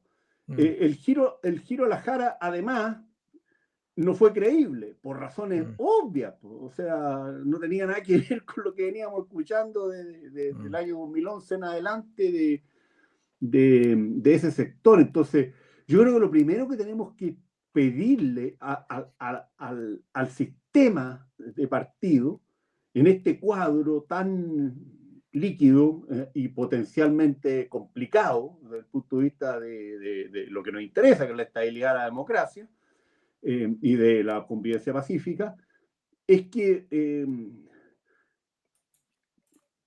discutan en torno a una agenda pertinente. En último término, divídanse en las soluciones, pero tengan una zona de convergencia en un 70% de la agenda. Y no esta locura que hemos visto. Sí, totalmente. Totalmente. Bueno, nos tocan la frase boba ahora, aunque ya se han dicho varias frases bobas, muchas frases bobas, pero aún así, si quieren destacar alguna, profesor Zafirio Barte. Mira, tengo dos y son para los dos lados, lo cual muestra que esto no es ideológico. Bueno, la más brutal, porque es menos inocente y es mucho más irresponsable, es la de Petro. O sea, ese tuit de Petro en contra de Kast, de que por la mañana y por la noche, por la derecha y por la izquierda se nos vieron los monstruos del nacionalsocialismo que reaparecen desde los hiperbóreos de la Antártida, no sé qué, cantidad de tonteras, es realmente una cuestión demencial. Más allá del estado en que está este caballero cuando escribió, es recurrente y provocó ya un incidente diplomático con Chile, con justa razón. El gobierno salió a decirle que esto no era tolerable, ¿no? Y además les quiero decir algo. Esto es como anécdota. Hay mucha gente que son los efectos boomerang de la mentira en política. Y yo tuve una discusión ayer con algunas personas sobre esto. Y les dije, bueno, ustedes generan esto. Por el fondo, por simplificar. Aunque yo sé que no van a hacer caso, yo soy muy escéptico, pero mucha gente que escuchó el discurso de Kast, que fue bastante soso desde el punto de vista del tono, pero donde dijo cuestiones que no tienen nada que ver, no digamos con Orbán, o con Trump, o con este energúmeno que es Milei, sino que mucho más cauto, generoso y tranquilo que el de la Meloni, que de repente alza la voz y se va con todo. Mucha gente de afuera quedó súper sorprendida y elogió el discurso, digamos. Gente que no es de derecha siquiera, ¿eh? Sino que gente de centro izquierda. Y me tocó escuchar a un colombiano muy importante, que es vicepresidente global del grupo PISA, que es un tipo que se ubica del centro para el centro izquierda, liberal, digamos, colombiano, que junto con destacar lo impecable del proceso chileno, dijo que lo de Petro era un tremendo error, una cosa que no era razonable, que no era aceptable y habló bien del discurso de Kast, que siga muy tranquilo. Y esto a alguna gente que está ahí, que por supuesto son opositores a Kast, le provocó cierto resquemor, ¿eh? Entonces le dije, bueno, pero ¿qué quieren? Pues ustedes han dicho que este señor es un nazi y un fascista, lo han comparado con los monstruos más grandes que andan dando vueltas de la extrema derecha en el mundo, y después este gallo que además siempre ha cuidado la forma. Me consta, yo fui diputado con él 4 años, tipo, súper cuidadoso la forma, educado, hace este discurso donde le hace un reconocimiento a la Yanez Jara, a la barra brava, que está en todos lados, digamos, no solo en esa candidatura. Y antes, lo comentamos con Eduardo, había dado una señal súper potente, que fue parar a los tipos que estaban pifiando a una periodista. ¿Y por qué esa es una señal potente? Ya con esto termino en el tema Petro. Porque los iliberales hacen 3 cosas en el recetario. Uno, se van contra la prensa libre y contra los periodistas. Bueno, Trump ha tratado de cerda, obesa a una periodista que no le gusta. Lo segundo es que tratan de manipular el poder judicial. Y lo tercero, la descalificación de la oposición.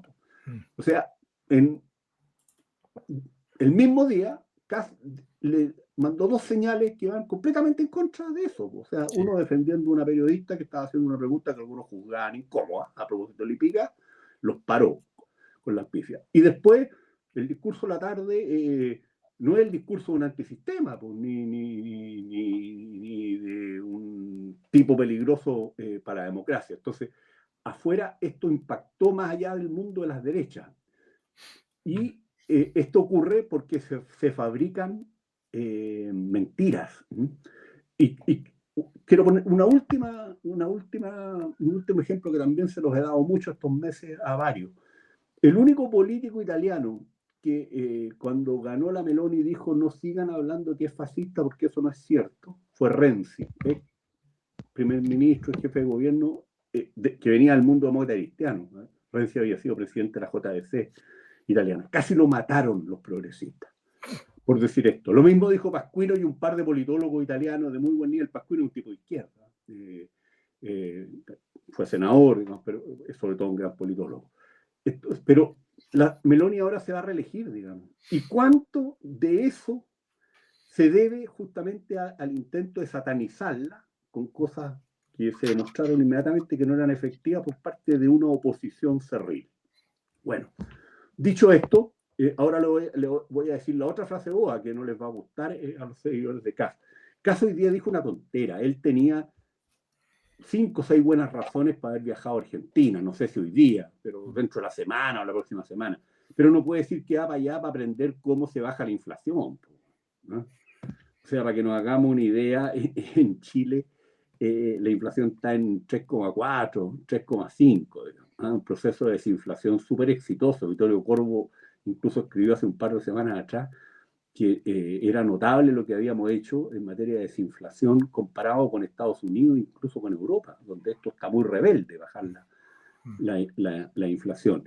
Y en Argentina Milei va a terminar con un 30, 31. Entonces, mal caspo, ¿no? Tiene que asesorarse bien en materia de economía. Edward ya le mandó algunos recados, Sebastián Edward, y en materia de política exterior, porque dijo una cosa sonsa.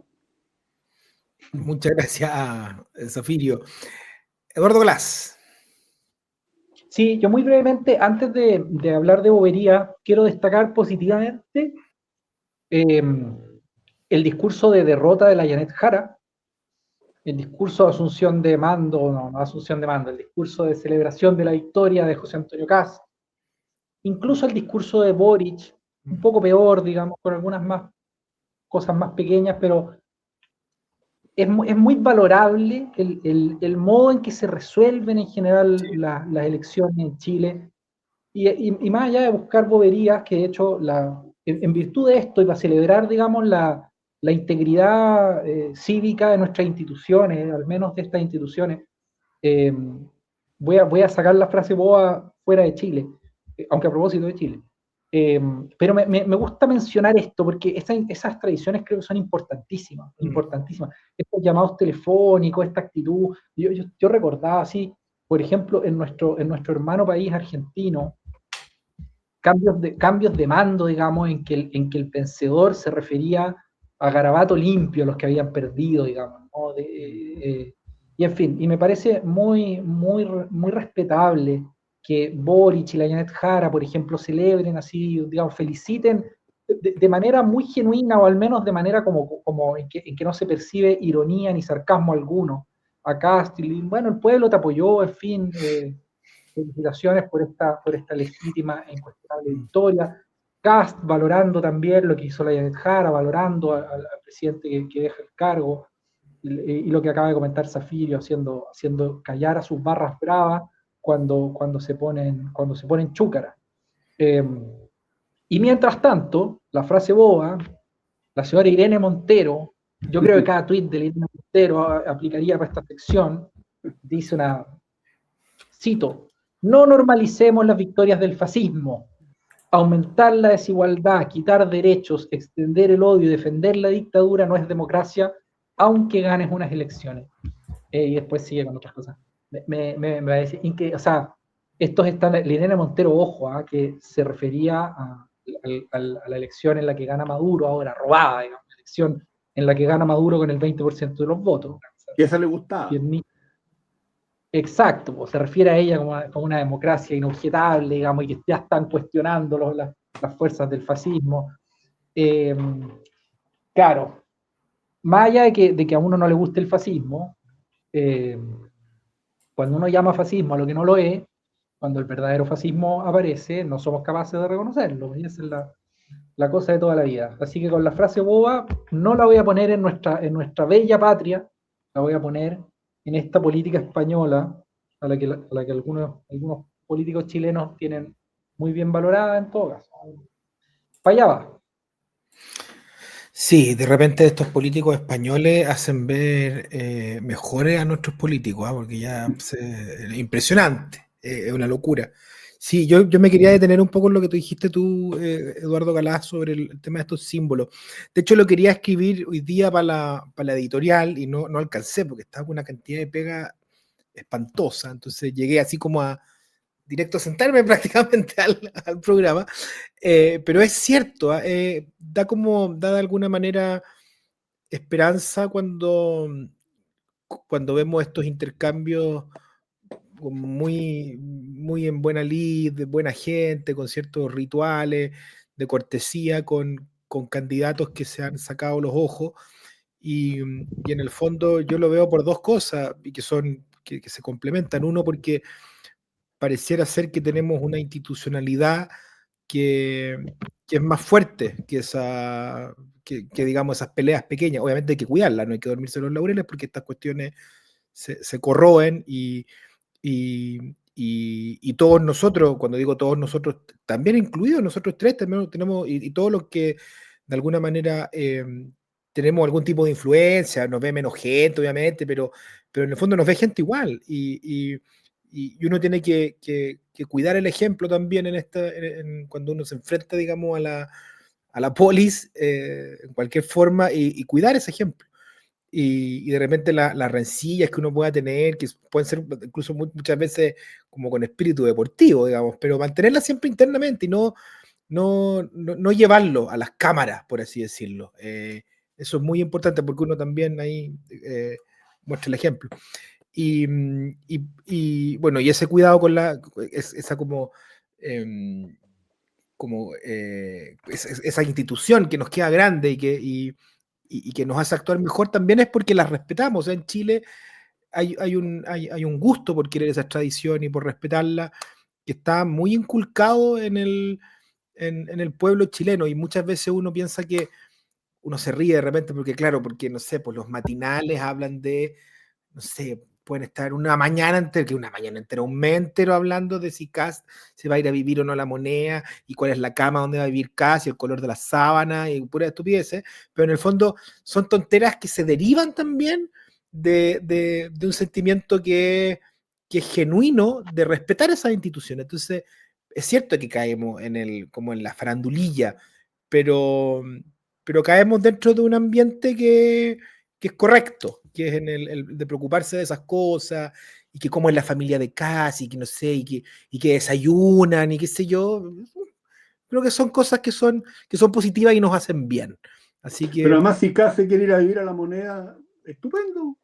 sí, pues no le No caen le, todos los hijos no, en La Moneda, sí, pero, sí, pues, o sea, pero sí, y además el tipo ya dio súper buenas razones. Yo hoy día le sí, decía a Carlitos Carmona, conversando, yo viviera a 1 hora y media de Santiago, también me iría sí, con la señora a esta altura de la vida, de lunes a viernes, y después sí, me voy a Paine. O sea, obvio, sábado y domingo, me voy el sí, viernes en la tarde, espero sí. una hora que no sea de taco, me quedo trabajando hasta las 9, 10. Yo no entiendo tanta cosa rara, digamos. Me No, insisto, no, de para él, nada, si pero en está el fondo, dispuesto, fantástico.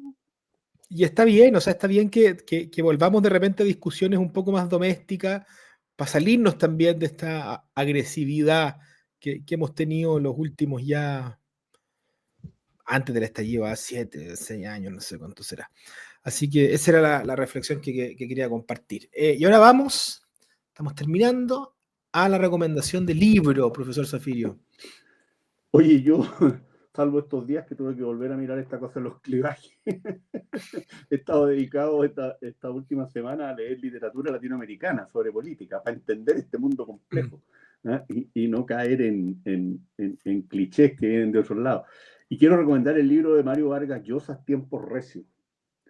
¿Y por qué lo recomiendo? Bueno, Vargas Llosa es un genio literario, eso es algo obvio, un premio Nobel súper bien dado, en mi opinión. Y yo soy un fiel lector de Mario Vargas Llosa desde segundo o tercero medio, cuando descubrí La ciudad de los perros. Pero, ¿saben? Me impresionó la honestidad intelectual de Vargas Llosa. Todo el mundo sabe que Vargas Llosa tuvo un giro desde un cierto socialismo libertario, digamos, al liberalismo, y al liberalismo más clásico, más duro. Pero este libro termina diciendo la locura que fue la operación de los gringos con Chávez en Centroamérica en los 50 y las consecuencias nefastas que eso tuvo. Están en las últimas 2 páginas las consecuencias, 350 a 351. Es una novela estupenda. ¿Y por qué es bueno leerla? Porque mucha gente de buena fe puede correr el riesgo de entusiasmarse frente a este narcodictador, como dijo Kass de manera certera de Maduro, de que Trump lo saque a patadas, digamos, y algunos están celebrando hasta estas verdaderas ejecuciones aéreas contra presuntas barcas del narco. Pero más allá de quién es Maduro, hay que tener mucho cuidado, digamos, con legitimar cuestiones que van contra el derecho internacional, porque así como puede ser en un momento contra Maduro, puede ser contra otro. Y leer esta novela y las reflexiones finales de este gallo de derecha, pero serio y de una consistencia intelectual y de una honestidad completa, además de un genio literario, Vargas Llosa es una voz de alerta frente al imperialismo gringo. Que yo no puedo estar más de acuerdo con la frase de ese político mexicano: el problema de México es que estamos muy lejos de Dios y muy cerca de los Estados Unidos. ¿De qué año es esa novela, Eduardo? Esta novela debe ser como el 2015, no, 2019. Es 2019. Reciente. Sí, es reciente. 2019. Entiendo, escribió otra más, Te regalo mi silencio, antes de morir. Pero es muy buena la novela, pero lo que más me impresionó, ya que estábamos hablando de esta esfera pública en Chile y de tanto oportunismo, y por eso esta cita maravillosa de Carlos Marx contra los profesores oportunistas alemanes, de los profesores de economía que cité, es ver a un tipo realmente con una columna vertebral, intelectual y cultural extraordinaria. Tiempos recios, Mario Vargas Llosa. Para no entusiasmarse con las intervenciones de los gringos en este pobre continente. Así es. Bueno, tremendo escritor, en verdad, Vargas Llosa, que también me gusta mucho. Y además, Vargas Llosa, yo le agradezco que me facilite a mí como mi etiqueta política, porque me preguntan qué es lo que querés tú. Derecha cavernaria, como decía Vargas Llosa. Así que me la facilita. Bueno, pero estos últimos años, gracias a estos videos, algo te has moderado. Algo me he moderado, sí. Quizás en qué habrías terminado en medio de esta ola de hichos tan buenos y potentes para la derecha el día domingo. De lo contrario. Profesor Galás, la frase boba. ¿Cómo que frase boba? Libro, Vicente, libro. Perdón, el libro. Sí, tengo 2 sugerencias porque, a ver, voy a redundar sobre lo que ya he dicho. Para nuestros lectores en inglés, voy a recomendar el libro clásico de Lipset y Rockan. Lipset escrito Lipset y Rockan Rokkan, y el libro se llama Party Systems and Voter Alignment. Es un libro de mediados de los años 60 y en el que se desarrolla por vez primera la teoría de clivaje de manera sistemática. Uno de los libros más clásicos, diría yo, de la ciencia política. Quienes no lean en inglés, les recomiendo una obra anterior a esa, que tiene una importancia semejante, y que es el hombre político, también de Lipset. Otro pedazo de libro en el que también está ya anticipado, digamos, lo que sería luego su desarrollo de teoría de clivaje. Como reflexiones, digamos, para quienes quieran meterse en esta discusión un poco más en serio, o al menos con elementos, y son obras absolutamente canónicas, son obras que no mueren, o sea, no pasan de moda, siguen siendo pertinentes de revisar, y de hecho yo lo leí en el pregrado de sociología, digamos, año probablemente 2008, lo leí por primera vez, cuando ya habían pasado, digamos, casi 50 años de su publicación. Y es un libro absolutamente relevante para para cualquier momento. Eduardo, está traducido al español el artículo de Lipset y Rockham, que citaste Bueno. en inglés, en este libro, 10 textos básicos de ciencia política. Así que Yo también... lo leo en inglés y claro, el título seguramente no está traducido de manera literal y yo lo leí originalmente no en inglés, traducido. pero bueno, gran obra de todos modos. Además, ustedes en la Católica los obligaban a leer en inglés, aunque estuvieran traducidos. Por Esos textos sí. Sí, pero Además, pocos me parece, ¿no? Pero este contexto, eso yo lo leí en sociología política, que eran optativos de profundización, entonces ya la lógica era esa. Sí. Así que ahí está mi recomendación. Muchas gracias por este programa, por esta aula abierta, donde se analiza también un poco la contingencia, pero también gracias por dar una mirada distinta a lo que se está hablando en los medios de comunicación o en YouTube también, y que es un poco repetitivo, así que esperamos haber aportado con algo distinto, más profundo, y que se vayan con lectura y con aprendizaje. Así que saludos a la Ultra también. Suscríbanse, sí, denle like, comenten. Eso. Oye, ha sido un gustazo de verlo y muy buena. Un abrazo para los dos. Mismo. Yo tengo que decir una cosa antes de irme, Vicente. A tu idea del liderazgo populista de izquierda, ojo que Bukele llega a la presidencia como candidato de la izquierda. Sí. Ojo, sí. Ojo. La familia era muy simpatizante del Farabundo Martí, pero cuando ya no estaban en los fierros, estaban en la elección. Yo creo que Bukele participó del Farabundo Martí. Posible. Estoy casi seguro de haber leído eso, al menos en su Wikipedia. Sí, efectivamente, hasta el 2017. Frente Farabundo Martí para la Liberación Nacional, militante hasta el 2017. Era el gran partido del centro izquierdo y de la izquierda, gobernaron incluso. ¿Sí? Así que eso. Bien, pues. Ojo. Fantástico. Ojo. Ha sido una cosa novedosa y me olvido de los clivajes. Oye, yo pensé que tenías que recomendar el libro tuyo conmigo ahí al final, pero pensé que iba a recomendar pero el libro. ese libro es sobre presidencialismo y parlamentarismo. No, es una cosa genial, nos reímos mucho. Qué tipos más ingenuos, tomarnos en serio estos otros gallos. Estaban en cualquier cosa menos no había voluntad de verdad, como diría Nietzsche, sino que solo de poder y de figuración.